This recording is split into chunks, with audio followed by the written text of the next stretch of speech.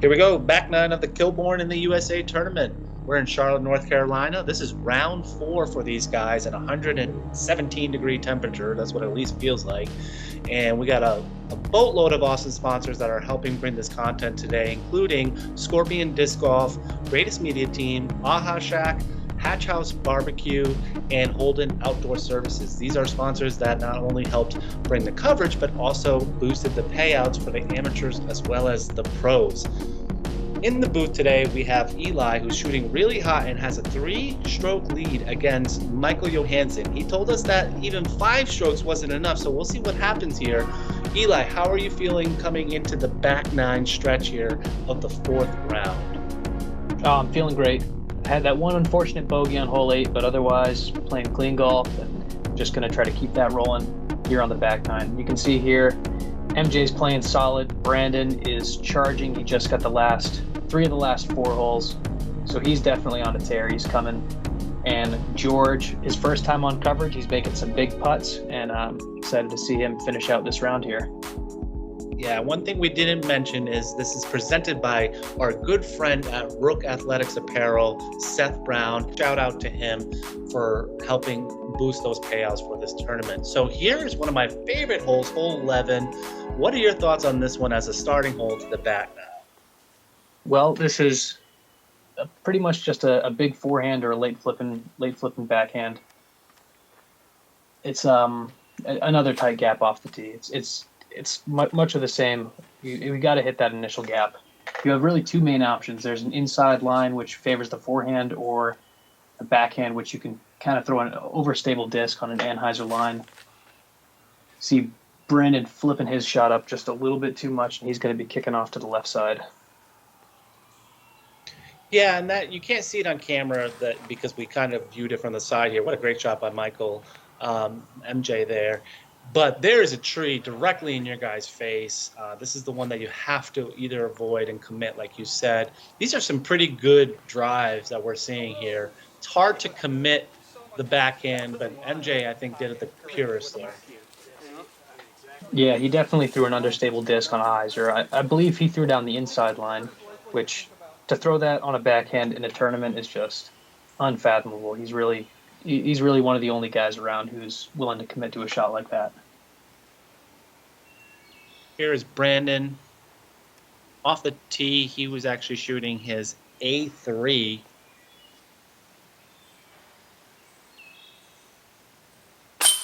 Wow, great putt by Christas there.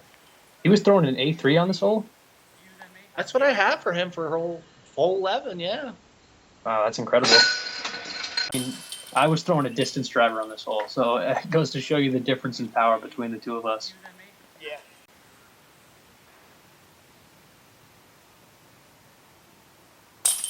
MJ, I would love it for him to connect with that one.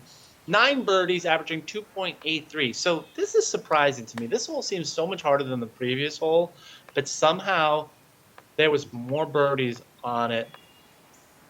Actually, excuse me, there was the same amount of birdies. Okay, that makes more sense now. All right, 2.9, 2.8, yep. Nice putt there. Way to clean it up and getting another bird. So now you just got a stroke on MJ. So, again, confidence boost going into, the last stretch here. 2 strokes can come and go very quickly.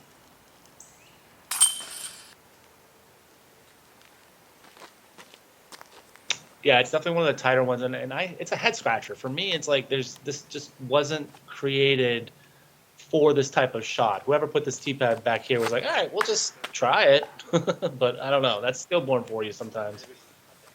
Yeah, a couple of the tee pads are definitely in some quirky locations. I mean, George had a really good pull there. That was very clean pull from George there. Yeah, right up the middle. Piping a backhand on this hole definitely takes some guts, and I respect the play. And here is Brandon with his D1. He throws that very well. Might have been a little too much disc. That would be the only way it would work.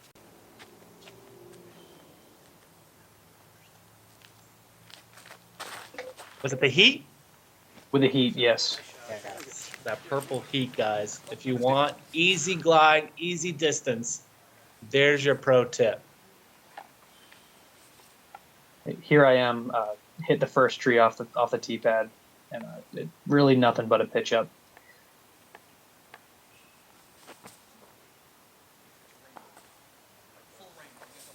Well, at least you're smart enough to know when you need to lay up. It is a par 4, so you kind of have to blast this one.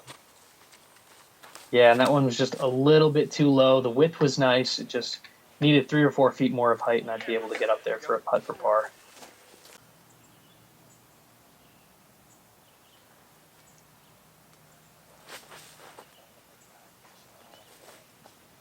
Hole is kind of deceiving. It's an extremely tight gap off the tee, but the hole's less than 500 feet. So if you advance 200 feet up the fairway, you'll still have a pretty good chance at getting a birdie. Yeah, agreed. I mean, you saw Brandon. I mean, he kind of missed the line. He hit the woods, and he still kind of has an easy hyzer approach here. The same with George. I mean, George hit the line really well.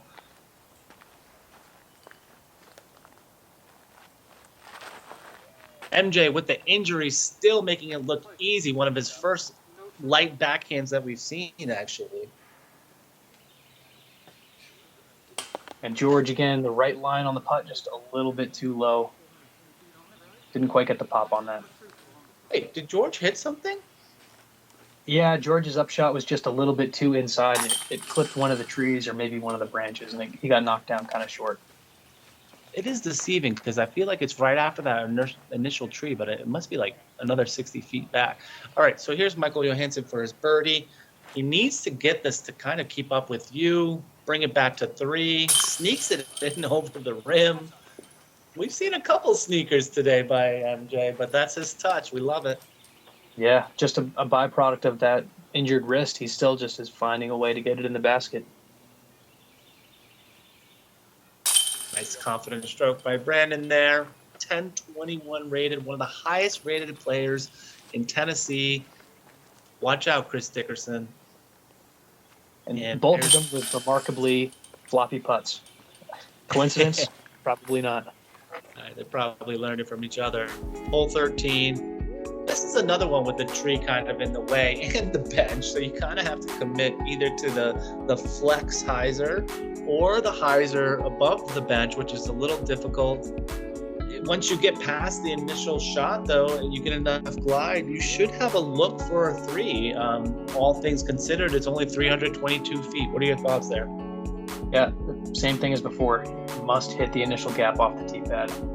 It's only about maybe 6 feet wide. And there's really 2 main ways to play this hole, in my opinion. You can either throw somewhat of a neutral disc on a hyzer and kind of push it on that hyzer line, flipping it up a little bit the whole way. Or you can throw something a bit more stable on a flatter shot. So it's whatever you're comfortable with. MJ just a little bit low on that one, but he'll still be down there with a look. Yeah, do you know what he threw off the tee? I know Brandon threw an M4 there. Yeah, that was MJ with his Comet. A little bit downhill, so he's just trying to get it up in the air and let it glide. So you can see George actually was committing to that left side flex, just wasn't able to control it, and it looked like it kind of slipped out of his hands a little bit. Yeah, here I'm throwing a Z Buzz OS from Discraft, so something a little bit more on the stable side. And in my opinion, I think that was like the incorrect shot for me at that point in time. I was trying to throw it pretty flat and push it straight and then have a fade, whereas I probably should have just thrown a Pathfinder on hyzer. It makes the gap just a little bit bigger. And so now I'm left with this scramble shot, which George just showed me how to do it. He threw a great shot there.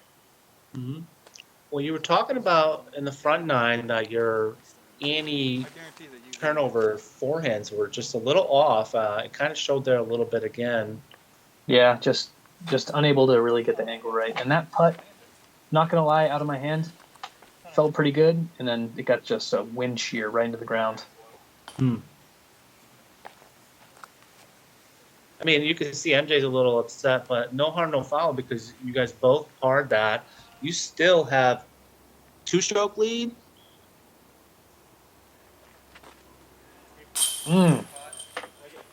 That was nasty. This kid is so good, Brandon Brown. What a putt. Yeah, at this point in the round, he's bogey free, I believe, 7 down. Yeah, he's charging. And look at that, just dead center. There's nowhere for that putt to go. That's a bit of a death putt. You see the basket's on a bit of a raised surface there, and it's tough to tell, but it kind of slopes away on all sides. So that was a big putt for him to hit right there. You see the stats there, only 3 birdies, 3.29. I'm actually very surprised that this played as difficult as it did. Oh, really? Only 3 birdies? Yeah, hole 13. Oh, wow.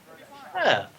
Yeah, that's actually really surprising. So the short tee is the one that you have to throw over that you see from the long tee, and that hole netted a good chunk of birdies, almost half the field, or exactly half the field, actually. So just that gap, the addition of the gap makes it that much more difficult. It's wild.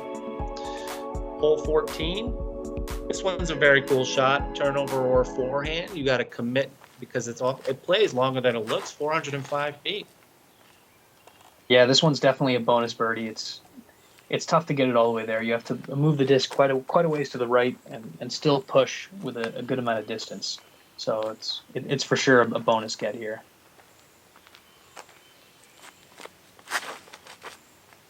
Taking his M4. Wow. What a line. That's a great play if you have the power. Just let the disc drift, let the disc do all the work and fly down towards the basket. Very cool. I believe See MJ throwing his heat. Yeah.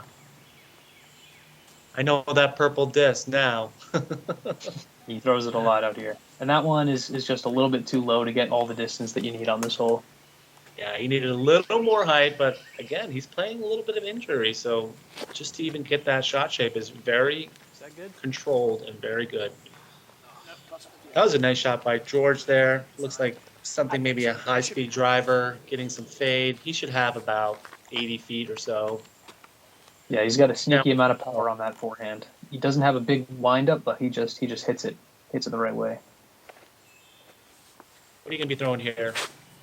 This is a Halo Destroyer. I'm trying to follow his line. Throw it a little bit to the right, and something crazy actually happens here.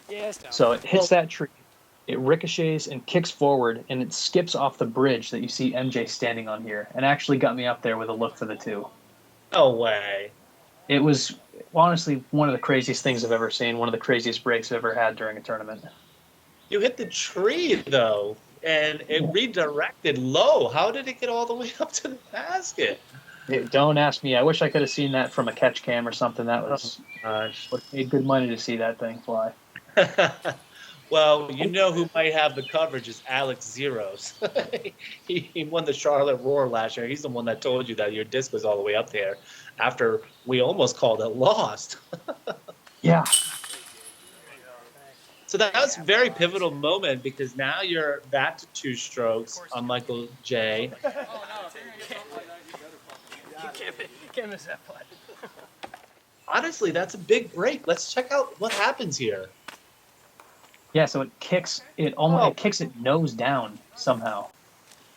You would think that would have gained 100 feet after that kick, but it got almost 300?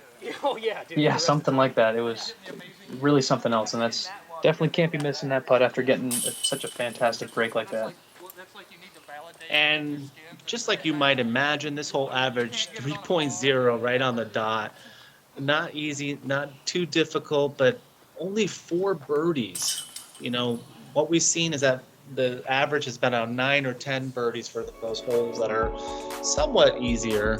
So 4 birdies, that just shows you that it's not that easy to get. And here we go, one of the signature holes, hole 15, sponsored by Hatch House Barbecue. This is a really straight tunnel shot, which has a little fade right at the end.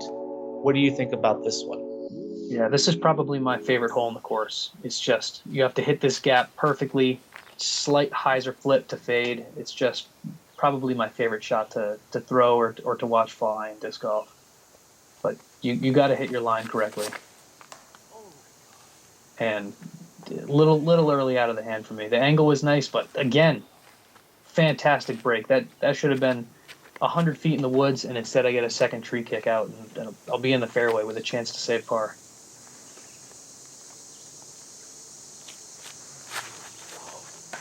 And one thing we didn't mention is that there was a significant backup on this hole. I think, you waited 15 minutes?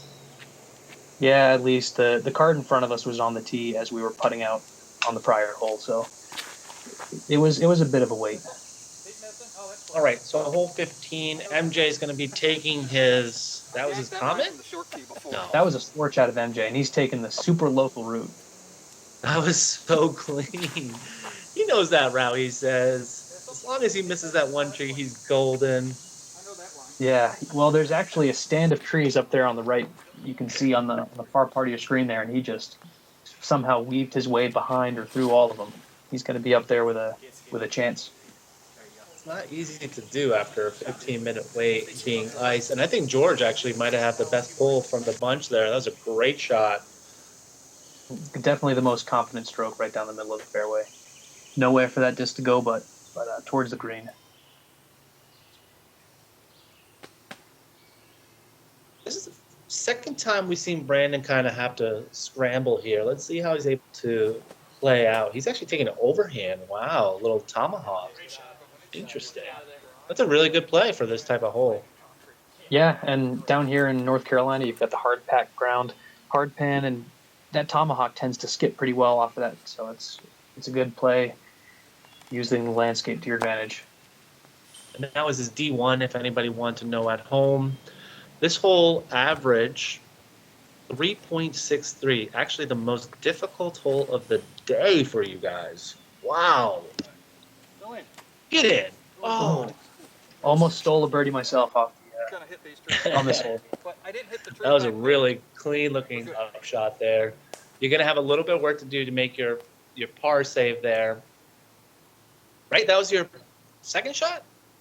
That was my second shot, yeah. Somehow it got there. Yeah, that was my through Aura Coalesce from Thought Space off the tee. Just the perfect straight to fade disc for me.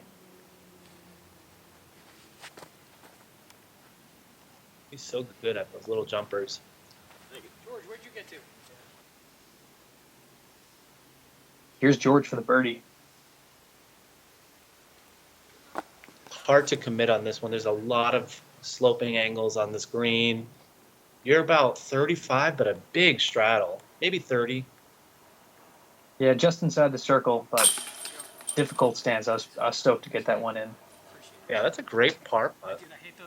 For some reason, I thought you bogeyed this one in my head, and I thought it brought it even closer between you and MJ. For whatever reason, I remember this hole being a half hour long. It was just a really long hole. Yeah, I'm stoked to get out of there with a par. I think Brandon being the only bogey on the card, and when you hit early off the tee, you really just have to accept your fate and take the bogey. You can try to get aggressive like Brandon did. Luckily, he wasn't punished, but crazy though. Really no birdies. 0 birdies on that hole. Wow. 13 birdies. Anyways, hole 16, a little bit of a different story. What are your thoughts on this one? This is sponsored by Holden Outdoor Services. This is the gauntlet hole, in my opinion. If the last hole was the gauntlet hole, this is the super gauntlet. You have maybe a 5 foot wide gap, 40 feet off the tee pad to work with, and if you don't hit that gap, you're done. Just wrapped around my feet. Most of the copperhead pros I've been seeing this year have been out here at Killy, so. Oh yeah, they like this area down here. Keep vigilant, yeah. They like all this area down here on. They've always been around this creek behind 15. Yeah. They've always liked that area. I've seen them on 7 before. Last year in a tournament, so I'm on 7. Yeah, it's a really tight one, and probably the one that presents the most challenge off the tee, but doesn't play the most difficult for you guys for the day, surprisingly, thanks to the fact that it's a par 4. Yeah, this would be the hardest par 3. This is a Pro Tour level par 3, really. If the Pro Tour guys came out here, you'd maybe see 2 or 3 birdies around. I'm just so fired up about that shot right there. It was so clean. What did you throw there? That was another Thought Space disc. That was an Omen, an Aura Omen. So I just like hitting this one hard on Anheuser and letting the disc bite out. Get me back to the left side of the fairway for an easy upshot. That's very reminiscent of Rally of Rochester when you won that tournament, and you get so excited when you hit that line. Yeah, typically it's hitting the gaps that are my what hold me back from those really, really good rounds. So anytime I can get on a run, it's there's nothing like it. And great shot from Brandon there too. That was a Just smash. hitting this gap and getting up there is just incredible. This went like 475. This was his D3. So here's MJ. He said that he was looking at this for a little while because he didn't really love the hyzer line. I think normally he would have taken the backhand approach up the gut, but the backhand felt better for what his hand was feeling right at that moment. So that was a very crucial shot for him. Yeah, it's a very, very tricky spot. That was a nice upshot from George. He's going to be very close for the 3. That was the funny part about that. That is a zone from Discraft.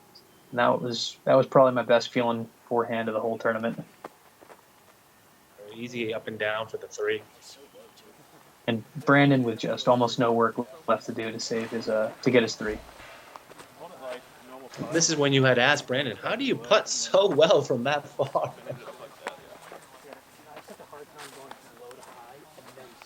Yeah, to me it looks like he had a total push putt with not a whole lot of spin, but somehow he's able to just throw it so far, and it was really, really perplexing. I like getting inside the minds of those guys and seeing exactly how they're doing what they're doing. Yep, fully agree with you. So George getting in one of the first birdies there. Nice putt by MJ, also getting a birdie, so he's bringing him back close to you. You're probably... Did you even check scores? I didn't even ask you. I wasn't really looking at it. I was aware of the situation relatively. I knew I had a big lead and a couple stroke swings had brought MJ pretty close, but game plan was pretty much still the same. You can't really play any of these holes safe coming down the stretch. Yeah, I mean, you got 3 holes left and you're up 2. That hole actually averaged one of the most birdies, 12 birdies. I was actually really surprised by that. 50% of the field birdied that. That's actually crazy to me. Hole 17. You're not going to see that on this one. No, if hole 14 was the gauntlet, if hole 15 was the gauntlet, hole 16 is the super gauntlet. This is like the mega supreme gauntlet. This is just, look at this tee shot right here. It's such a tight tunnel that's about 120 feet long, and you must hit one of these 2 gaps. You can either kind of fade it in a little early like I did, or push it dead straight out the end of the tunnel. I like the shot there. What was that, empty one? That was another Omen. Same disc as the last hole. All right, nice shot there. That was a scorch, getting a little bit of a kick to the right, but he's just going to have to save par. I mean, birdie's out of the question at this point for MJ, I think. At least that's what you're probably thinking, and that's what probably George is thinking after getting saved there. Yeah, for sure. I know in order to get a birdie from where MJ is, you'd have to throw a great shot to 100 feet and then throw it in. And Brandon with a fantastic kick. Unreal. Some of the best kicks I've ever seen in a tournament. Of course, covered on GMT here. Yeah, is there any coincidence? Everybody shoots fire when they're on GMT. It's awesome. 6 inches left or right, that kick would have spelled instant bogey, and now he's going to have a chance to save the birdie.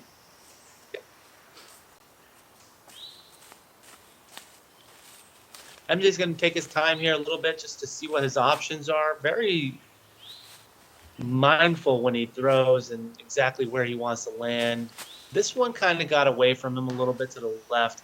He's still going to be in the middle. He's going to be able to still save par, folks. George, what a great shot there. Yeah, he hammers a forehand. He really does. Here's where Brandon's drive kicked to after that miracle tree kick. So you see he'll have a technical forehand flex shot to get up and down.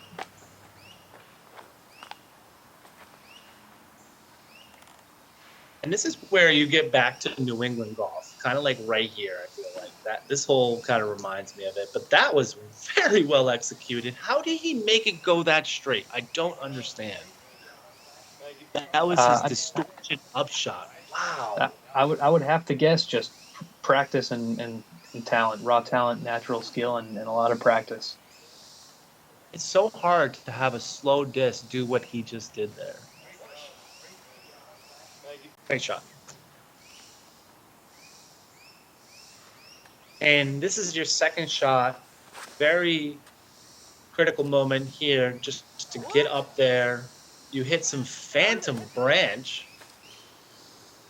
Yeah, I was pretty dead certain that was around the corner and going to be up there close to the basket, but it just kicked something. That was kind of perplexing. I threw it exactly how I wanted to, but that's disc golf. Yeah, and I knew it there's really nothing but a layup from there. On the level.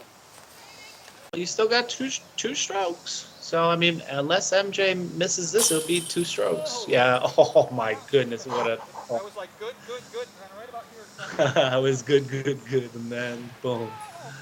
I love his comment. That was a great catch. That was a great catch. Let's see the replay here. Oh my gosh, he's had a couple of those catches today, those baskets. He loves these veterans.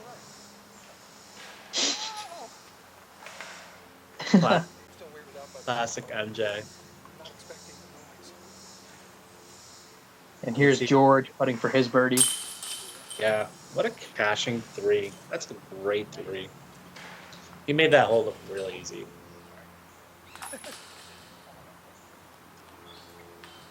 And nothing but a par for me. I could have run that last putt, but figured just take the guaranteed 2 strokes into the last 2 holes and just keep plugging away, really.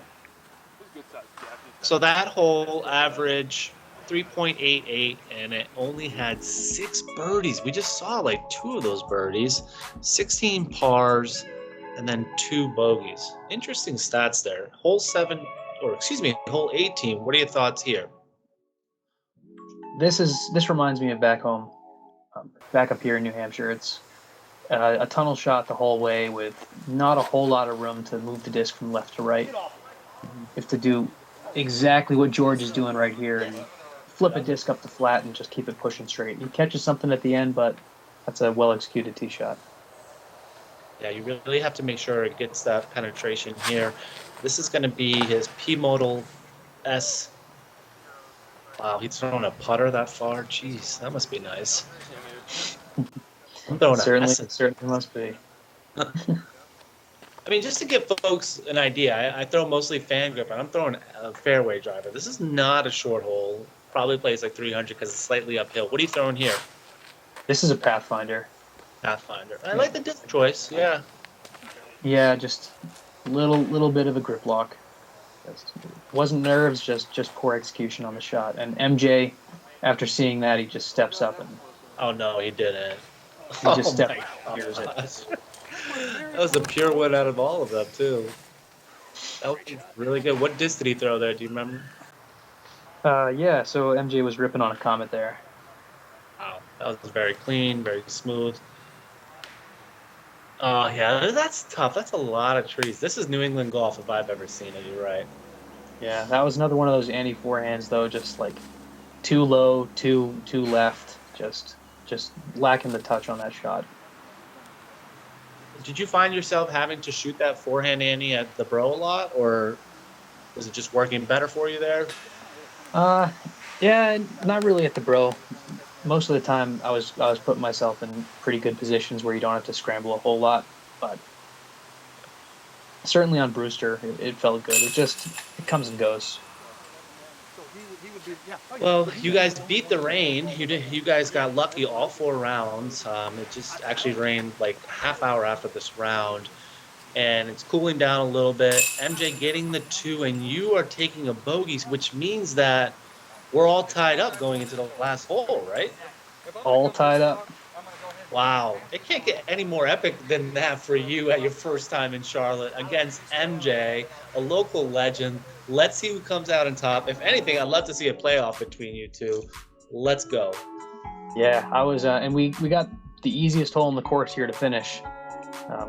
It's 277 feet. There's really this one tree in the way that you see on the right side of your screen that can get some of your hyzer shots that are flying in towards the basket. But this is pretty much a must get for everyone on the card here.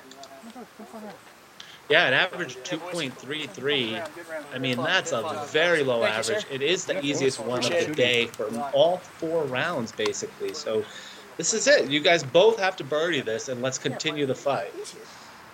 Yeah, this tournament was really, really surreal for me. I got to play with MJ all 4 rounds. And, all 4? I didn't even know. All 4 rounds. Wow. Yeah. So I was super lucky, super fortunate to get to play with him. And I don't think we were ever more than, I think 4 strokes was the biggest deficit between us, and that was during this round here. Yeah, I think it might have been 5 at one point. Remember I had asked you, is 5 enough? Oh, maybe it was 5. But MJ throwing it a little bit wide, but he's still going to be up there with a putt for birdie. Yeah, he's up there in 28 feet, something like that. George getting a nice pull. You're going to have a little hyzer, and that's what you need there, but not too much fade. What are you going to be throwing here? This is an extremely important shot for you. You have to nail this. Yeah, this is that Z Swarm. It's so overstable. It's so consistent. I just throw it hard and flat, and the disc is going to do the same thing every single time, no matter how I throw it. Is it a fairway? Oh, it's a mid range. It's a wicked overstable mid range. Yeah, it looked like a mid range. Nice shot there. You're going to be a little to the left, about 28 feet, something like that. Just outside the circle, actually, 34, 35 feet. All right. Oh, yeah, because you're radaring it. That's right. Yeah.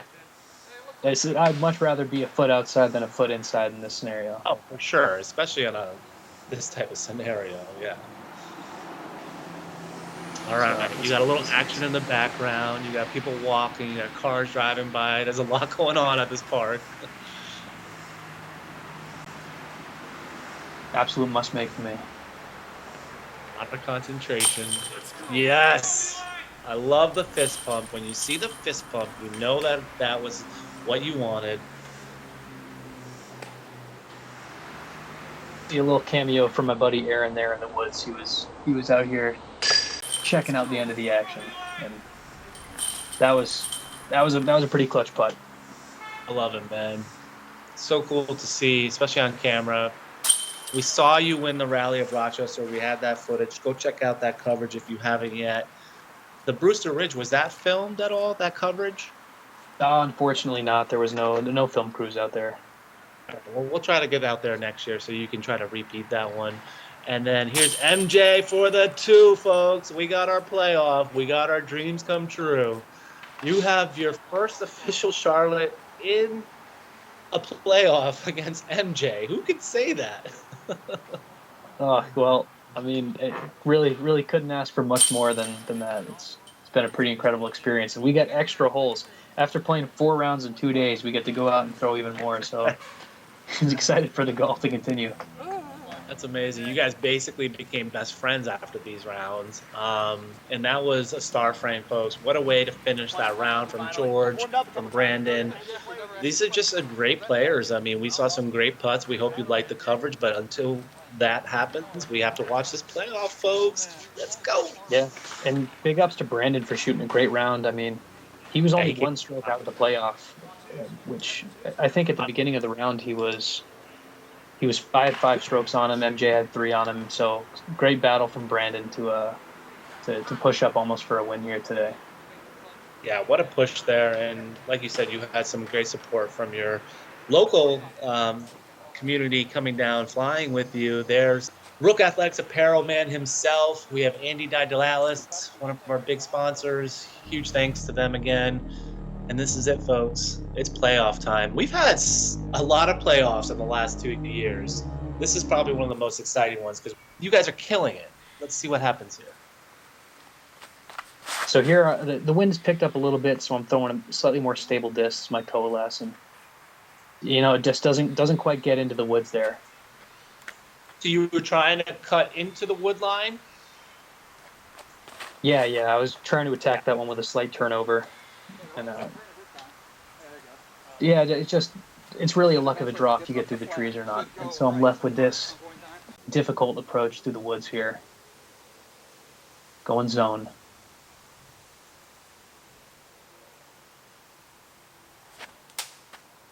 Yeah, that's not an easy look. I mean, we saw George get battered down there very quickly, same spot basically. This is your third look. We're going to have to see where MJ landed, but he hasn't been up yet. Oh, no, that's not where he landed. Seriously? Yeah, he's not messing that one up. I basically had to throw mine in to continue to play off. So 2 rollers in a row landing in the most pristine spot for him. He's something special. And you fought an amazing talented player. So kudos to you for hanging right in there, Eli. And again, I really hope you had fun on your first Charlotte trip, and I hope the community welcomed you just as you imagined. Yeah, the Charlotte disc golf community is really something special. Couple of holes. Yeah, I'll definitely be coming back more often. I think I've got a few more tournaments this year down in Charlotte. So looking forward to seeing you, Raivis, seeing Seth, seeing MJ again, and catching up with all the Charlotte folks. Well, we can't wait to have you, and don't forget about the North Cove Classic, August 24th and 25th. Hopefully we'll see you there. I know that MJ might be coming down as well for that one. And then we got the Charlotte Roar, October 26th weekend, so keep that in mind as well. So yeah, there's the back nine coverage. We really hope you enjoyed the show. There was a lot of great, spectacular plays, some amazing content. And we really hope you enjoyed it. Any last words, Eli? Oh, man, well, I just want to say thank you, Raivis, for filming this and getting me here in the booth. It's always a pleasure. And huge shout out to Thought Space Athletics and Union Square Disc Golf for the support this season. And looking forward to the next time. Awesome. Well, thank you for those shout outs, and thank you for watching. Thanks to our sponsors for helping with the tournament.